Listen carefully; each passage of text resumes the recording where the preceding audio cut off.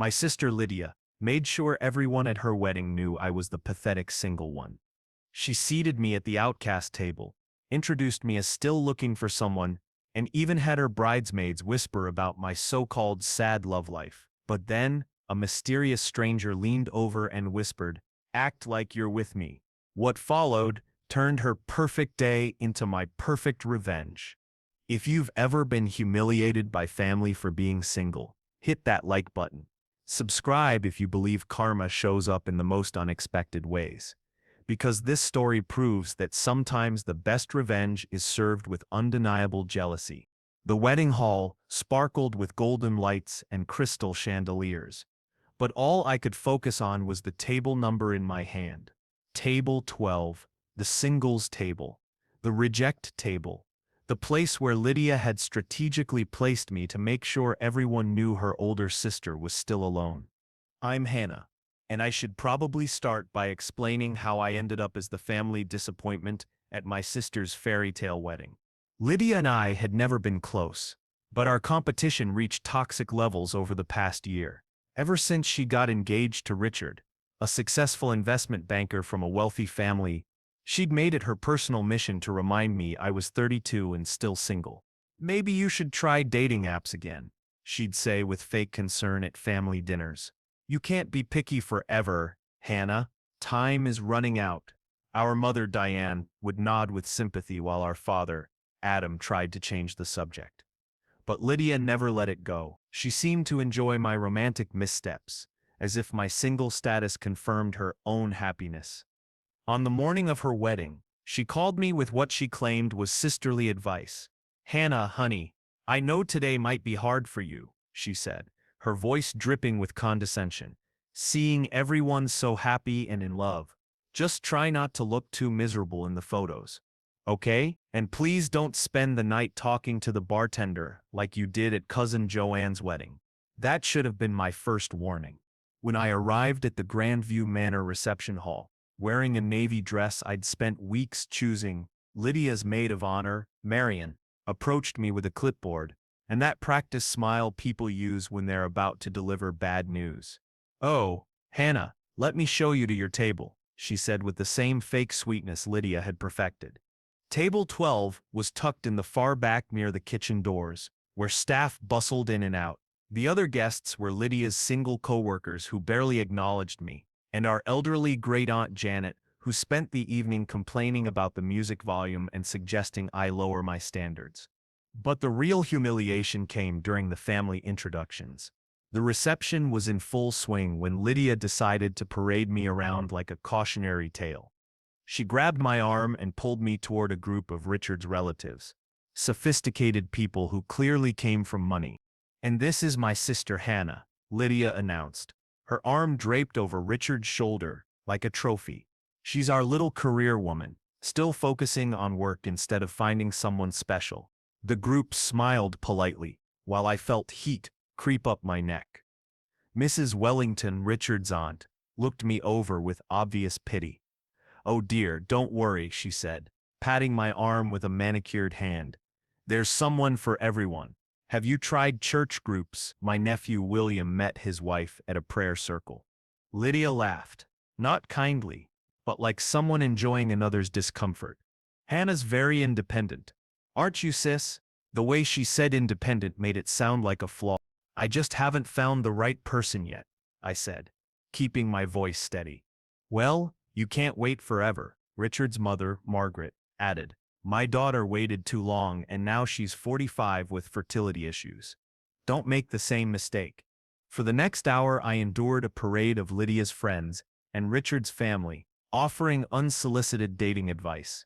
Each interaction felt scripted, as if Lydia had briefed them on how to make me feel small. Joseph, Richard's business partner, suggested lowering my expectations. Christopher, a family friend, told me about his spinster aunt, who finally found love at 50 with a widower who had 6 children. Even the photographer seemed in on it. When it came time for family photos, he kept asking if I had a +1 and looked genuinely confused when I said no. The breaking point came during the bouquet toss. "All the single ladies to the dance floor," the DJ announced with enthusiasm that felt like mockery. I tried to hide behind a marble pillar, but Marion spotted me and grabbed my arm. Come on, Hannah, this could be your lucky day. I found myself pushed into a circle of 20-something women, who giggled as Lydia prepared to throw her bouquet. These were Richard's younger cousins, fresh out of college with their whole lives ahead of them. Standing among them, I felt anxious and exposed. Lydia looked directly at me, smirked, and deliberately threw the bouquet in the opposite direction. A 24-year-old named Chloe caught it as the crowd cheered. Lydia hugged her and announced loudly enough for everyone to hear, "Looks like Hannah will have to wait a little longer." The laughter that followed felt like glass scraping against my skin. People looked at me with that mixture of pity and relief that comes from witnessing someone else's humiliation. I retreated to my table, fighting back tears of rage and embarrassment. This was supposed to be a celebration of love, but Lydia had turned it into a public takedown of my self-esteem. I seriously considered leaving, disappearing before anyone noticed. Before I gave Lydia the satisfaction of seeing me cry, I was gathering my purse when a deep voice spoke quietly behind me. "Act like you're with me." I turned, startled to see a man in an impeccably tailored charcoal suit. He was tall, probably 6'2", with dark hair and the kind of confident presence that drew attention from across the room. His eyes were kind but determined, and there was something magnetic about the way he carried himself. "Excuse me," I whispered. "Your sister just spent 10 minutes telling my business associate how worried she is about you being alone," he said, sliding into the chair next to me with effortless grace. "I'm guessing you didn't ask her to share your private life with strangers." He was right. Across the room, Lydia was gesturing toward me, while chatting with Richard's colleagues, probably narrating how sad it was that I couldn't find anyone. "You don't mind, do you?" he asked, though his tone made it clear he was already committed to his plan. I shook my head, too shocked to speak. For the first time all evening, I didn't feel invisible. "I'm William," he said, offering his hand with an easy smile. "Richard's cousin from Boston. And you're Hannah, the sister who apparently needs saving from eternal spinsterhood." Despite everything, I laughed. "That was me, the family charity case." "Well, not anymore," he replied with a grin that was both comforting and a little mischievous. William draped his arm casually along the back of my chair and leaned in as if we'd been friends for years. Almost immediately, I noticed heads turning our way. Lydia, mid-conversation with the wedding planner, did a double take when she saw us. Her smile faltered for a moment before she excused herself and started walking toward our table, her train trailing behind her like armor. "Hannah," she called, her voice higher than usual. "I didn't know you knew William." "Old friends," William said smoothly, letting his hand rest on mine on the table. "We lost touch for a while. These things happen." Lydia's eyes narrowed, her flawless composure cracking just enough to show confusion. "Really? Hannah never mentioned you." "I try to keep my private life private," I said, finally finding my voice and some confidence. "You know how I am about work-life balance." The irony wasn't lost on me. Lydia had spent the evening broadcasting my lack of a love life, and now she was fishing for details about a relationship that didn't exist. "How wonderful," Lydia said, he murmured, though his tone suggested otherwise. "How long have you two been reconnecting?" "Long enough," William replied, smiling in a way that revealed nothing and everything. As Lydia walked away, frustrated by the lack of information, William leaned close and whispered conspiratorially, "She looks like she just bit into a lemon." I couldn't help but smile. She wasn't used to not knowing everything about my life, or being upstaged. "Good," he said. "Let's keep her guessing." For the next hour, William played the part to perfection. He fetched drinks, laughed at my jokes, and touched my hand just enough to make our connection believable. More importantly, he actually listened. He asked about my marketing work, my love of hiking, and my recent trip to Ireland. "You're not what I expected," he said during a quiet moment between songs. "What did you expect?" I asked. "Based on your sister's description, someone desperate and pitiable," he said bluntly. "Instead, I'm sitting with someone intelligent, funny, and honest. I can't figure out why you're single." Because I have standards, I said without thinking.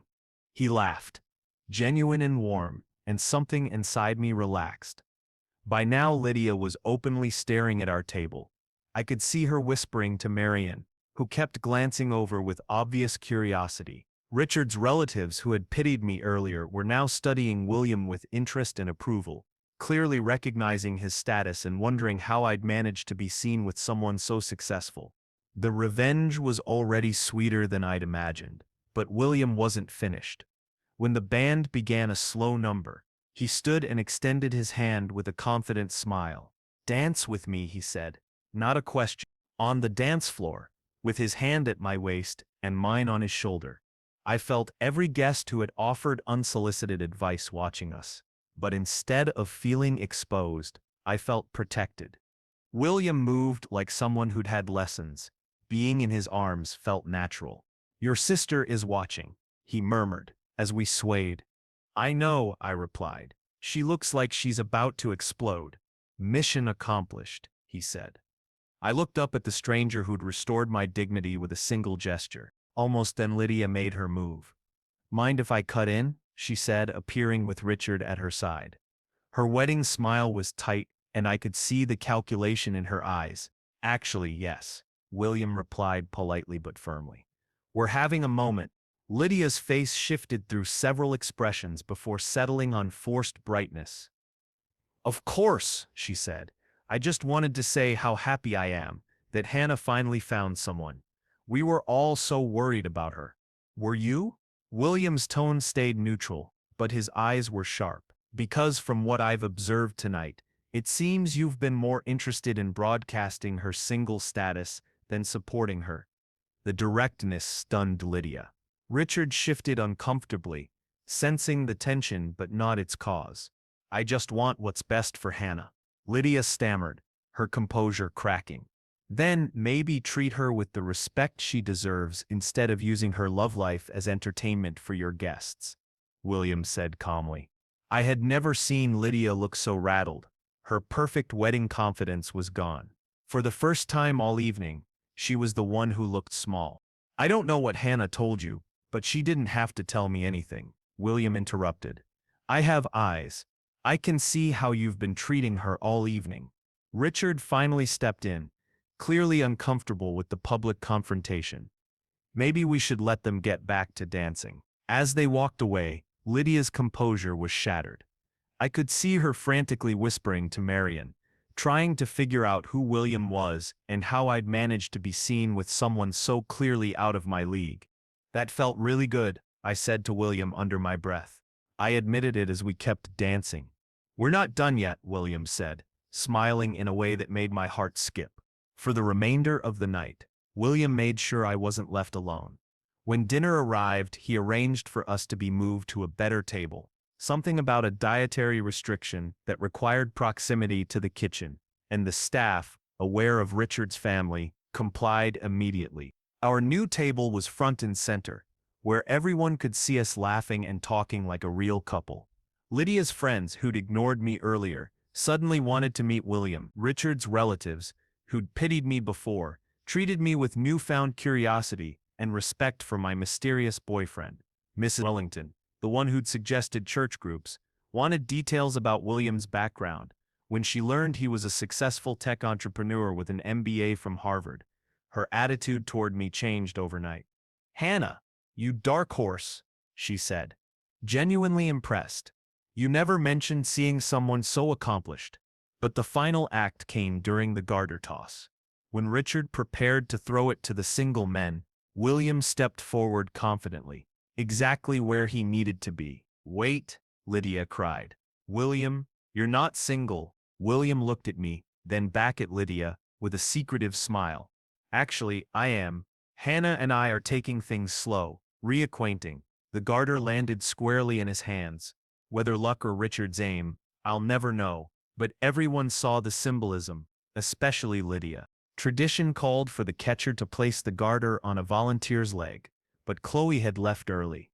"Looks like we need a volunteer," the DJ announced. William met my eyes. I nodded. The crowd cheered as I sat down, and William knelt, sliding the garter onto my leg with a tenderness that felt unexpectedly intimate for a staged moment. The moment carried a sense of possibility, and I wondered if our chemistry was entirely pretend. Lydia watched with barely contained fury as her single pathetic sister became the center of positive attention at her own wedding. As guests started to leave, William walked me to my car, across the quiet parking lot, away from family and the remaining onlookers. "Thank you," I said. "I know tonight started as an act, but you saved me from the most humiliating night of my life." "What makes you think it was just an act?" he asked, suddenly serious. My heart stopped. "Because you don't even know me," I replied. "I know enough," he said, stepping closer. "You're kind even when people don't deserve it. You're strong enough to endure humiliation without lashing out. You're beautiful inside and out. And your sister is an idiot for not realizing how lucky she is to have you." Tears threatened, but this time they weren't from shame. "William, I know this started as a rescue mission," he added, "but somewhere between the first dance and now, it stopped being pretend for me." He handed me a business card with his number written on the back. "If you want to see me again, not for revenge, not to prove a point, but because you want to, call me." My hands shook as I took the card. "What if I want to call you tonight?" I asked. He smiled that confident smile again. "Then I'll answer." 3 months later, William and I were officially dating. 6 months after that, we moved in together. Exactly 1 year after Lydia's wedding, he proposed at the same hotel where we first met. Lydia's reaction to our engagement was everything I'd imagined. The sister who'd spent years making me feel inadequate was forced to watch me plan a wedding with a man who adored me and whose family was wealthier than Richard's. But the real victory wasn't proving Lydia wrong. It was realizing I didn't need her approval. William's respect and genuine affection showed me my worth, and I resolved never to settle for less. Our wedding was smaller than Lydia's, but infinitely more joyful. We celebrated with people who truly wanted us to be happy. Lydia gave a speech as my maid of honor, something she insisted on despite our fraught history, in which she proclaimed how happy she was that I'd found love and how she'd always known I would. The revisionist sentiment was striking, but I didn't care. I had something far more valuable than her validation. Someone who had seen my worth from the start. Looking back, Lydia's wedding was the worst night of my life. Her cruelty exposed how I'd allowed others to treat me. But it also led me to William.